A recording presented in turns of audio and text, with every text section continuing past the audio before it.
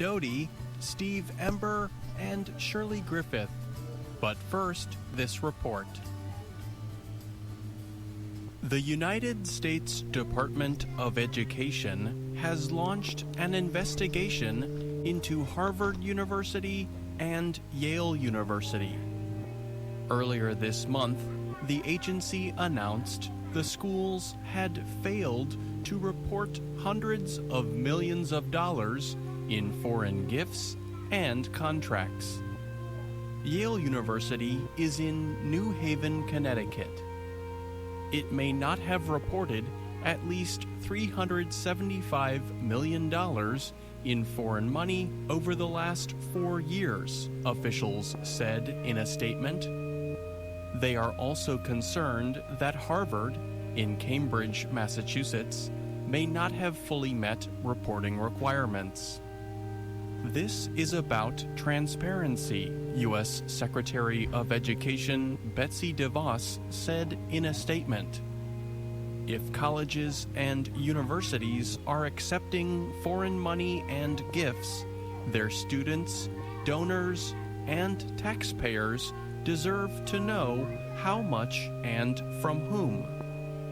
Federal law requires most colleges and universities to report gifts from and contracts with foreign sources twice a year if the amount is more than $250,000. Reed Rubenstein is the head of the Education Department's legal team. He recently sent a letter to Yale President Peter Salovey. The letter accused the university of not reporting a single foreign source gift or contract from 2014 to 2017.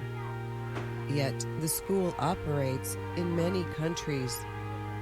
The letter requested all records from the school related to gifts or contracts from Saudi Arabia, Saudi nationals, China, Huawei Technologies, and ZTE.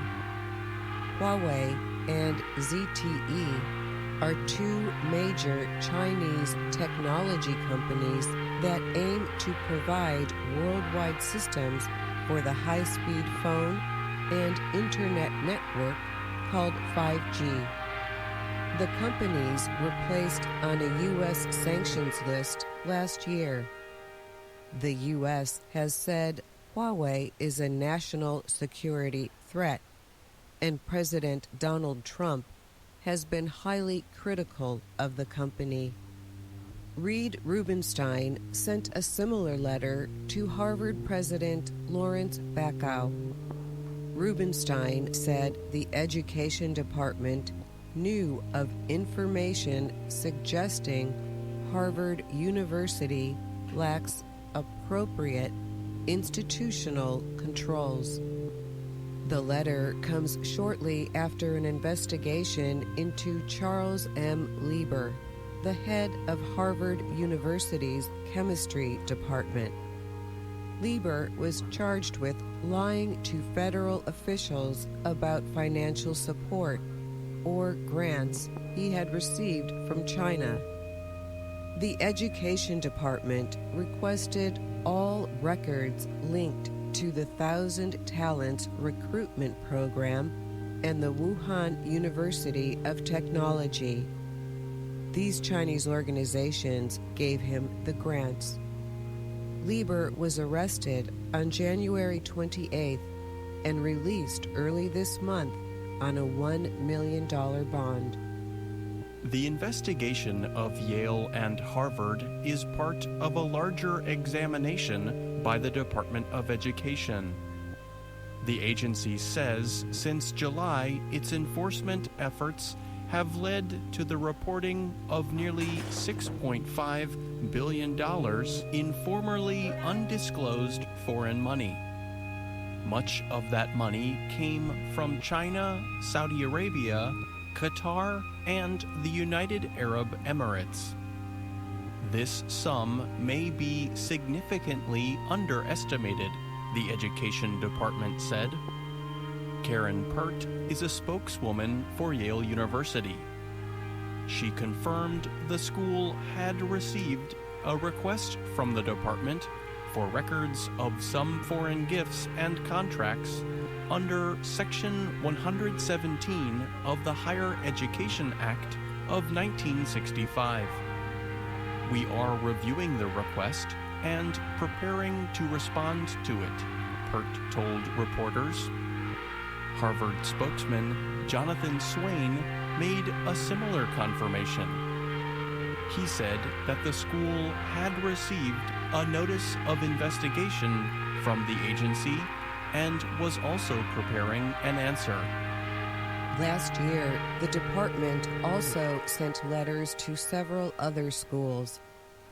They included Georgetown University, Texas A&M University, Cornell University, Rutgers University, the Massachusetts Institute of Technology, and the University of Maryland. I'm Dorothy Gundy. And I'm Pete Musto.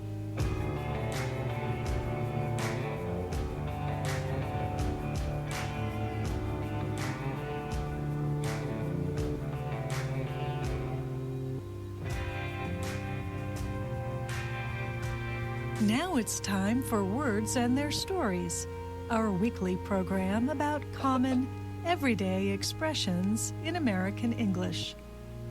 During the next few weeks, many people in South America will celebrate Carnival. It is a time of music and dancing. The party ends before the Christian observance of Ash Wednesday, which this year falls on February 26. Ash Wednesday has a very different feeling than Carnival. It is meant to be a day of prayer, sorrow, and asking for forgiveness. In American English, guilt or sadness is often expressed by the symbol of ashes, the gray matter left over from a fire. For example, if you are feeling really bad about something you did, you might say, "You are wearing sackcloth and ashes." The phrase is repeated in several places in the Bible, the Christian Holy Book. The word sackcloth refers to a kind of clothing that feels rough on the skin. It was sometimes made of goat hair. Wearing something made of sackcloth was a sign that a person was trying to punish himself. As for the ashes part, the willingness to be touched by dirty material showed that a person was humble and that he understood he would someday die. Yes, the image is pretty serious. You can use the expression in a somewhat serious way, too. Let's say you forgot that you invited your boyfriend or girlfriend to a special birthday date. Your beloved waited for you for hours, crying, in the rain. Much later, you sit up in bed and remember your missed appointment. You immediately call your partner and say that you are so sorry. You promise to wear sackcloth and ashes for the rest of the month. Of course, you do not really have to put on a shirt made of animal hair, but you could show you are sorry in a different way. Maybe you cook your partner dinner every night for a week, or buy a meaningful gift. You can also use the phrase sackcloth and ashes in a sarcastic way. This means you say it, but do not really mean it. Let's say you have done some very small bad thing, like borrowed your coworker's coffee cup without asking, and now she won't let you forget it. Every time you walk by, she holds her cup close to her and gives you an angry look. She also tells all your other co-workers not to trust you with any of their supplies, such as pens or plastic spoons. At the next team meeting, she asks your boss for a lock so she can keep her cup safe from you. Okay, you might say, I'm sorry. Do I have to wear sackcloth and ashes? Your angry coworker just might say yes. She she is clearly enjoying raking you over the ashes. In other words, she repeatedly brings up a past mistake.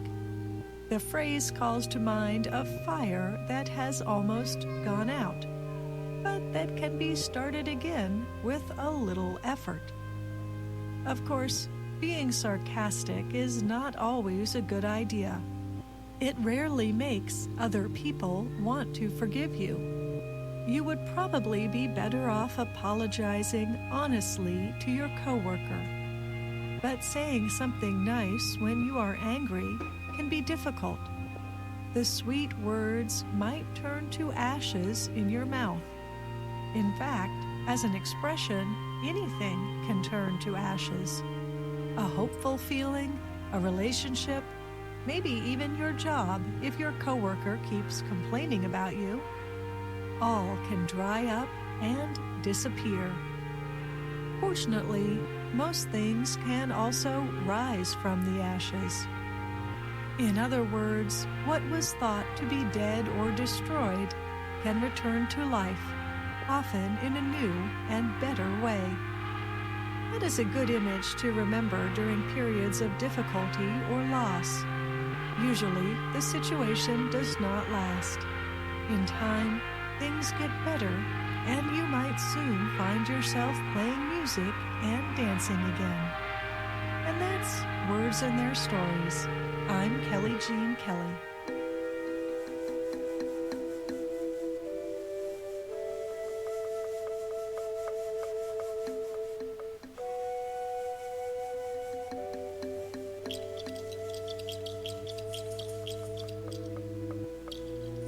France is experiencing an unusually moderate winter, which has led to low snowfall in ski areas across the country. One affected ski area is Les Mortiers in the Pyrenees Mountains of southern France. The lack of snow has forced the resort to temporarily close its ski runs at the height of the winter season. Local restaurants and hotels are seeking fewer visitors. People who do come to the area are seeking to do other things besides skiing. Warmer temperatures have made hiking one of the most popular activities. Recent daytime temperatures at Les Mortiers have reached 10 degrees Celsius. Some hikers even removed winter clothing while making their way across mountain areas containing very little snow. Skiing, no one today can guarantee it, said hotel operator François Giezou. If the snow is not here, we have to sell something else. He has been making money by renting out two-wheeled scooters to help visitors in the area have fun. The scooters can be ridden down grassy mountain hills. They come with equipment made for riding on snow, but Giezou has attached bicycle wheels instead. His ski rental equipment remains untouched. He says he has had to reduce the hours of some workers and expects business losses during the season to drop as much as 15%. Many people in the area believe the latest winter is more than just a bad year. The last time France experienced such a mild December and January was in 1900, French weather officials say. Christelle Robert is an official with Météo France, the country's national weather service. She told Reuters that mild winters and less snow seem to be a clear sign of global warming. Scientists have predicted a continued rise in world temperatures. People connected to the area's ski industry are considering a future with much less snow. If such weather continues, ski resorts around 1,600 meters above sea level will be so warm that they will not even be able to use artificial snow because it will melt. Some of the higher Pyrenees resorts did receive enough snow recently to open for business. But the Les Mortiers resort sits at 1,350 meters, putting it in a so-called melt area. It's the second year in a row that we've had no snow, said Laurent Morel, a visitor from the city of Toulouse, who was walking on the mountainside with his family. We love the mountains, so we come anyway. I'm Brian Lynn. Welcome to The Making of a Nation, American History in VOA Special English. Steve Ember and Shirley Griffith talk about Calvin Coolidge and how he became President of the United States.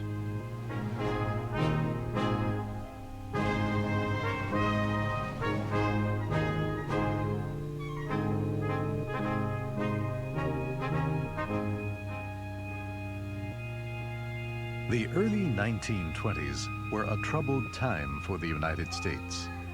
Congress and the public began to discover crimes by several officials in the administration of President Warren Harding. Harding himself became seriously sick during a trip to Alaska and western states. He died in a hotel room in California in August 1923. Harding's vice president, Calvin Coolidge, became the new president. Both men were Republicans. Their policies on issues were much the same. Coolidge, however, was a very different man. He was completely honest. He was the kind of president the country needed to rebuild public trust in the government. Calvin Coolidge was quiet and plain-looking. He was the son of a farmer and political leader from the small northeastern state of Vermont. Young Calvin worked at different jobs to pay for his college education. He became a lawyer. He moved to another northeastern state, Massachusetts, where he became active in Republican Party politics. First, he was elected mayor of the town. Then he was elected to the state legislature. Finally, he was elected governor of Massachusetts. It was as governor that Coolidge first became known throughout the United States. In 1919, a group of policemen in the city of Boston tried to start a labor union. This violated the rules of the police department. So the commissioner of police suspended 19 of the union's leaders. The next day, almost 75% of Boston's policemen went on strike. Criminals walked freely through the city for 2 nights. They robbed stores and threatened public safety. Frightened Americans all across the country waited to see what Governor Coolidge would do. He took strong action. He called on state troops to end the strike. He said, "There is no right to strike against the public safety by anybody, anywhere, anytime." Most Americans approved of what Coolidge did. The people of Massachusetts supported him too. They re-elected him governor by a large number of votes. Then in 1920, Republicans nominated Warren Harding for president. They nominated Calvin Coolidge for vice president. When President Harding died in California, Coolidge, his wife, and 2 sons moved to the White House.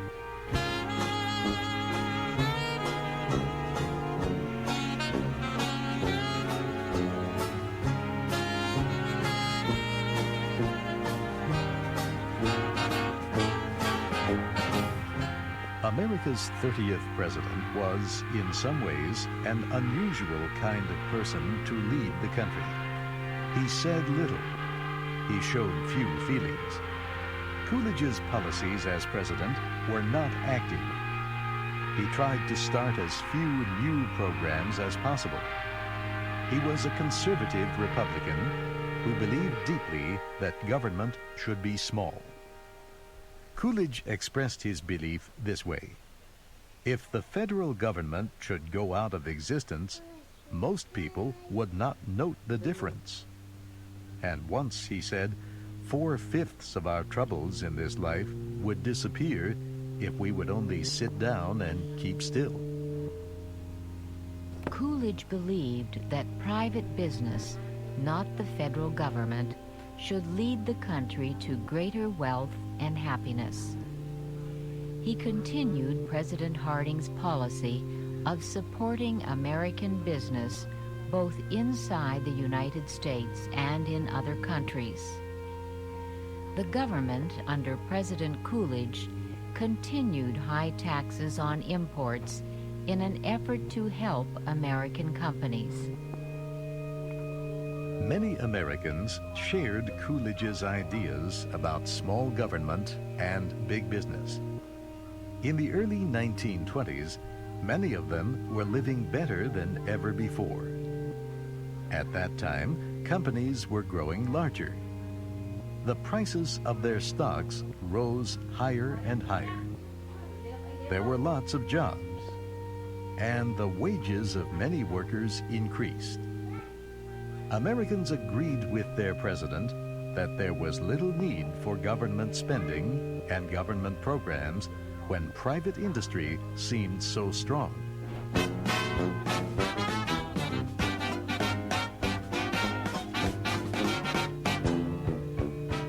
The American economy grew in the 1920s for several reasons.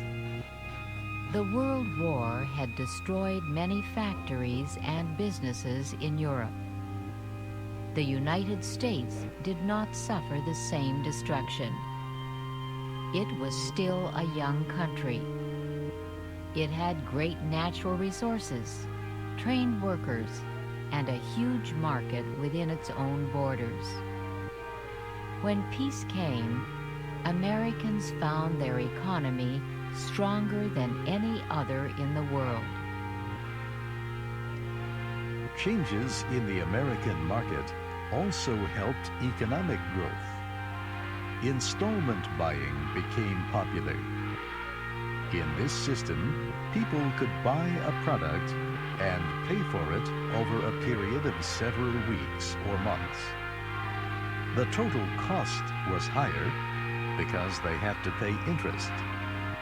But the system made it possible for more people to buy more goods. It also made the idea of borrowing money more acceptable to many Americans. The growing importance of the New York stock markets also helped economic growth in the 1920s. Millions of Americans bought shares of stock in companies that seemed to grow bigger every month. Such investment almost became a national game. People would buy shares of stock, then sell them when the stock rose in value. There were many stories of poor people who became rich overnight by buying the right stocks. The American Congress also helped the economy by lowering income taxes. People had more money to spend on new goods. Another important reason for economic growth was a change in the way American companies were operated.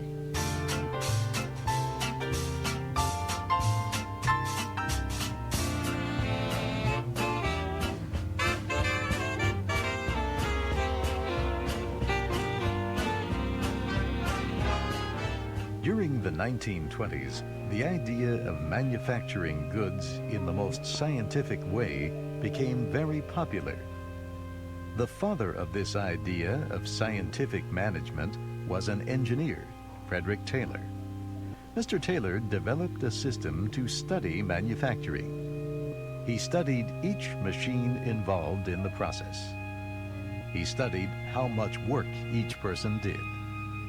He studied how goods moved from one part of a factory to another. Then he offered ideas to business owners about ways to produce goods faster and for less cost. Taylor's ideas of scientific management appealed to business owners. Automobile manufacturer Henry Ford proved that the ideas could work in his new car factory in the state of Michigan. Ford used the assembly line system of production. In this system, each worker did one thing to a product as it moved through the factory. This helped cut prices and increase wages. Ford and other businessmen learned a great deal about how to control costs, set prices, and decide how much to produce. All these changes in production and marketing helped Ford and other American companies grow larger and stronger. Henry Ford's Model T car became popular throughout the country. So did other new products: radios, refrigerators for cooling food, vacuums to clean carpets, ready-made cigarettes, beauty products. Americans in the 1920s began to buy all kinds of new products they had never used before. Calvin Coolidge was in the White House. However, business led the nation. Times were good. Americans trusted business and its leaders. It became an honor to call someone a businessman. Colleges organized business classes. Middle-class citizens in almost every city and town gathered to discuss business ideas. President Coolidge spoke for millions of Americans when he said, "The chief business of the American people is business." Coolidge represented traditional values and a simple way of life. He knew exactly how every dollar he earned was saved or spent, and he spent no more money than was necessary. The strange thing was that Coolidge was extremely popular with a public that was spending large amounts of money. Some economic experts warned that the country's quick economic growth would end in economic depression. Most Americans, however, believed that the good times had come to stay. They enjoyed the good things in life that work and success in business could bring. On our next program, we will see how the economic growth of the 1920s brought exciting changes to the day-to-day life of millions of Americans.